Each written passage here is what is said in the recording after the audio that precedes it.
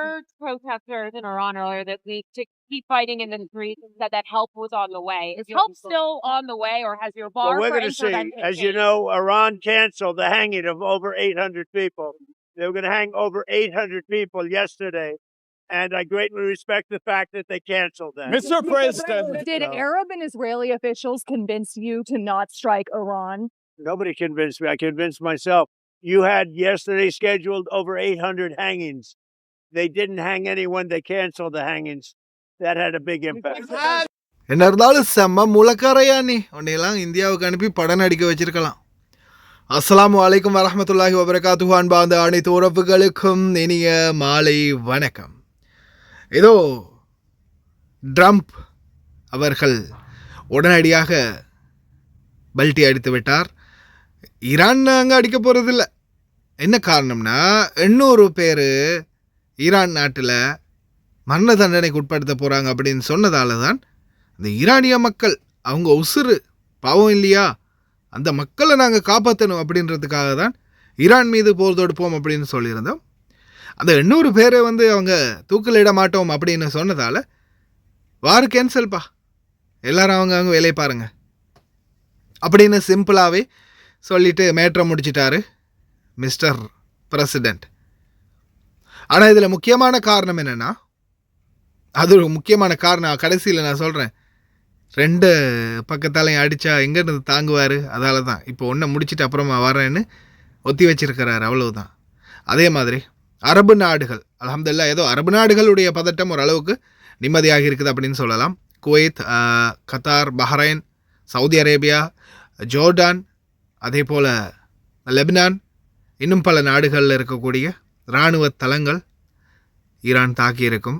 America இன்னும் ஓவராக போயிருந்தால் எது எப்படியோ ஈரானே முடிவெடுத்த காரணம் என்னென்னா, அங்கே இருக்கிற யாருமே பிடிப்பட்டவங்களில் சாதாரணமான பாமர மக்கள் தான். பிடிப்பட்ட யாருமே துப்பறிவாளர்களோ அல்லது துப்பு கொடுக்கக்கூடியவங்களோ அல்லது நாட்டில் கலவரத்தை உண்டு பண்ணணும்னு நினைச்சவங்களில் பெரும்பாலானோர் பிடிப்படலை. சாதாரணமான பாமர மக்கள், எல்லாரும் போராண்டு நாமளும் போகண்டா அப்படின்னு கிளம்பி போன மக்கள் தான் பிடிப்பட்டவங்களில் பாதி பேர். அதனால் 800 பேர் அவங்க சூஸ் பண்ணியிருந்தாங்க.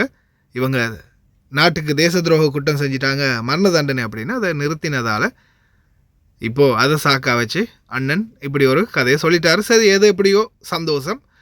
எப்படி இருந்தவையா நீ, ராஜா மாதிரி உட்காந்து சாப்பிட்ட வெனிசுலா அதிபர் இன்னைக்கு பனியனோட உட்காந்து ஜெயில் சாப்பாடு சாப்பிட்ற நிலைமை வந்திருக்குது பார்த்தீங்களா. இதோ வெனிசுலா பிரசிடெண்ட் உங்களுக்கே தெரியும், கடந்த காலங்களில் அமெரிக்காவால் கைது செய்யப்பட்டார் நிக்கோலஸ் மேட்ரோ. இப்போது அமெரிக்காவினுடைய சிறையில் அவரை அடைச்சிருக்கிறாங்க. அவருடைய மனைவி என்னையோ சொல்லுவாங்க இல்லையா, அதுக்கு இப்போ என்ன ப்ரொடெக்ஷன், அது விட்னஸ் ப்ரொடெக்ஷன். எஸ், விட்னஸ் ப்ரொடெக்ஷனில் சேர்த்து அவங்களுக்கு வேறு ஒரு இடம் கொடுத்துருக்காங்க, அவங்களையும் பாதுகாப்பு வச்சுருக்காங்க அப்படின்னு சொல்கிறாங்க. எது எப்படியோ வெனிசுலா நாட்டு இராணுவ தளபதி முதல் இன்னும் பலர் சொல்லிட்டாங்க, நேரடியாக நாங்கள் அமெரிக்காவோட மோத போகிறோம். அங்கே இருக்கக்கூடிய பிரைம் மினிஸ்டருக்கு எதிராக களமிறங்கி இருக்கிறாங்க வெனிசுலா நாட்டு அதிகாரிகள். அவங்க சொன்ன ஒரே ஒரு பதில், எங்களுடைய நாட்டு ஜனாதிபதியை இந்த நாட்டுக்குள்ளே அவங்க தூக்கிட்டு போயிருக்காங்க, இதுக்கு நாங்கள் பதிலடி கொடுக்கலன்னா எங்களுடைய நாட்டுக்கு இருக்கிற கௌரவம், எங்களுடைய இராணுவத்துக்கு இருக்கிற கௌரவம் எல்லாமே முற்றுமுழுதாக இல்லாமல் போயிடும். அதனால் நிச்சயமாக நாங்கள் எதிர்த்து போரிடுவோம் அப்படின்ற மாதிரி சொல்லியிருக்காங்க வெனிசுலா நாட்டு இராணுவ தளபதி. இப்போது இந்த பிரச்சனையை பார்க்குறதா இல்லை ஈரானோட வம்பு தும்புக்கு போகிறதான்றது தெரியாமல் தான் தலைவன் ரம்பட் கடைசா ஒரே ஒரு முடிவாக தெரிவித்தது, ஓகே 800 பேர் அவங்க தூக்கிலிடாத பட்சத்தில் நாங்களும் யுத்தம் செய்ய போகிறதில்ல, யுத்தம் நிறுத்தப்பட்டது அப்படின்னு. சரி, எது எப்படியோ அல்ஹம்துலில்லாஹ் யுத்தம் நிறுத்தப்பட்டது. ஆனால் வெனிசுலா மற்றும் அமெரிக்காவுக்கான போர் எப்படி நடக்க போகுது, எங்கே போய் முடிய போகுது, இதில் என்னென்ன பிரச்சனைகள் வரப்போகுது அப்படின்றத நம்ம பொறுத்திருந்து தான் பார்க்கணும். ஏன்னா அமெரிக்காவும் குறைந்த நாடுன்னு இல்லை, அதே மாதிரி வெனிசுலியன்